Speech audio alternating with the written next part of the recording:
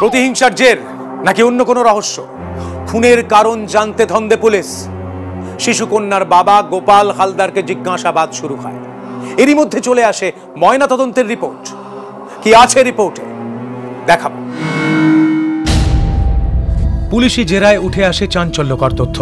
নিজের সন্তানকে খুন করে খালের জলে ফেলে দিয়েছে গোপাল। 9 মার্চ দুপুরে শুভশ্রীকে নিয়ে যাওয়ার নাম করে বাড়ি থেকে বেরিয়েছিল গোপাল, কিন্তু বামনপাড়া পৌঁছানোর আগেই শিশুকন্যা শুভশ্রীকে খুন করে তার পা বেঁধে খালে ফেলে দিয়েছিল সে। পুলিশি জেরায় একথা স্বীকার করেছে গোপাল হালদার।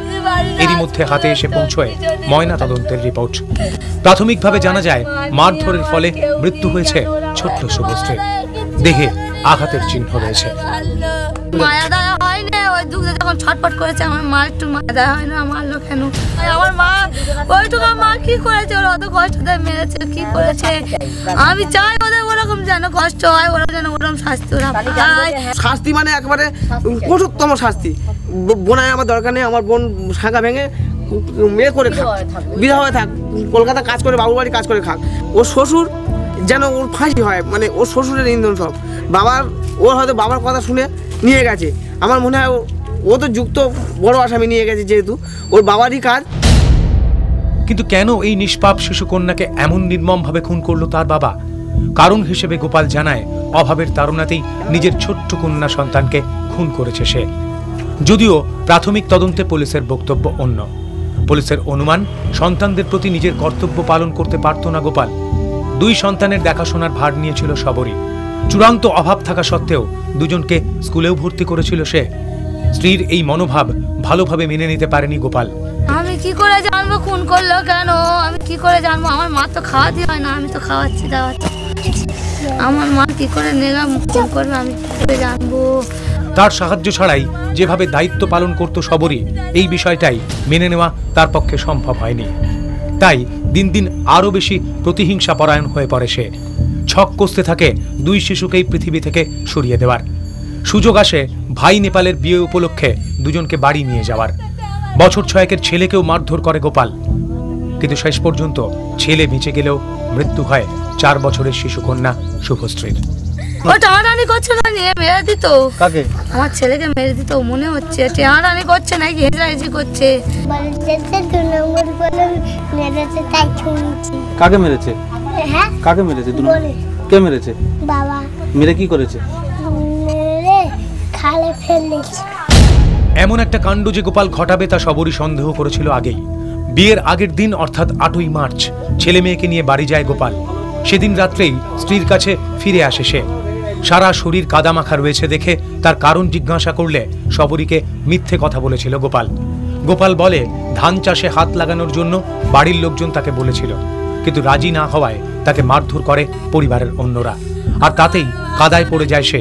কিন্তু এই কথা বিশ্বাস করতে পারেনি সবরী।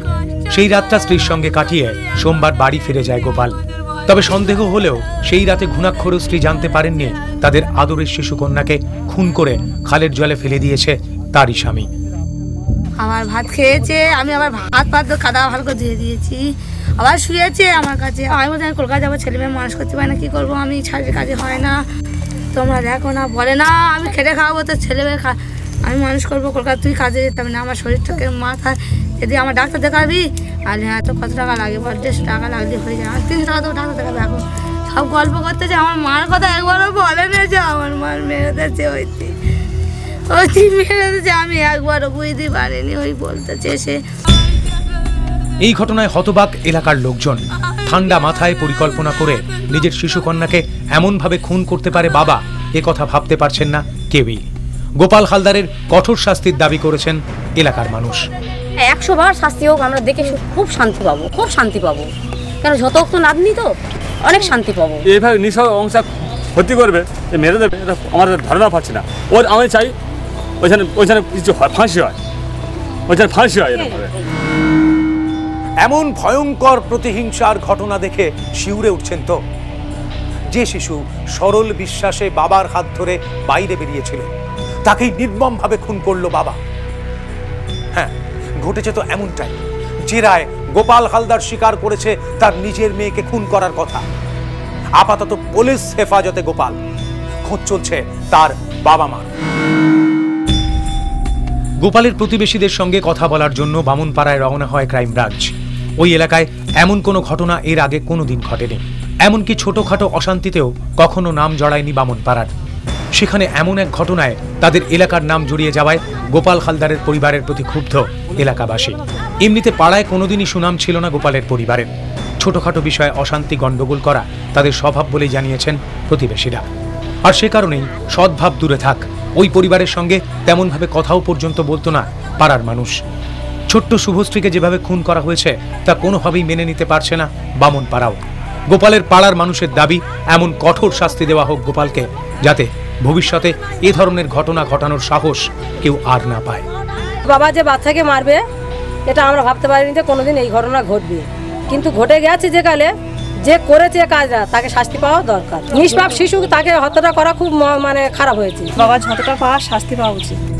পাড়া প্রতিবেশীদের সঙ্গে কথা বলার পর গোপাল হালদারের বাড়ির উদ্দেশ্যে রওনা দেয় ক্রাইম ব্রাঞ্চ।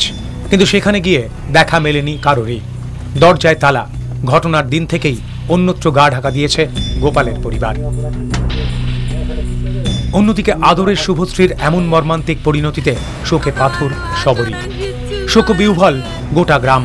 হঠাৎ করেই বদলে গিয়েছে গ্রামের চেনা ছবিটা। যে মাঠঘাট শুভশ্রীর খেলার সাক্ষী ছিল, যাদের কোলে পিঠে বড় হয়েছে শুভশ্রী, সে সবই এখন ধূসর অতীত। অত্যন্ত কষ্ট নিয়ে সন্তানদের মানুষ করছিলেন সবরী। ইচ্ছে ছিল ভবিষ্যতে প্রতিষ্ঠিত হবে আদরের 2 শিশু সন্তান। কিন্তু আকস্মিক এই ঘটনায় বাকরুদ্ধ সবরী ভাষা হারিয়েছেন। বদলে গিয়েছে জীবনের মানে। সন্তানের ছোট্ট হাত ধরে ভবিষ্যতের পথ দেখানোর দায়িত্ব ছিল বাবার। যে হাত ধরে বিশ্বাস আর ভরসার পাঠ নেওয়ার কথা শুভশ্রী, সেই হাত দিয়েই তাকে নির্মমভাবে হত্যা করেছে তার বাবা। এই মাটি, আলো, বাতাসকে চিনে নেবার আগে পৃথিবী থেকে চিরতরে চলে যেতে হয়েছে ছোট্ট শুভশ্রীকে। দোষীর কঠোরতম শাস্তির অপেক্ষায় রইলাম আমরাও। আজ এ পর্যন্ত। সতর্ক থাকুন 24 ঘন্টা।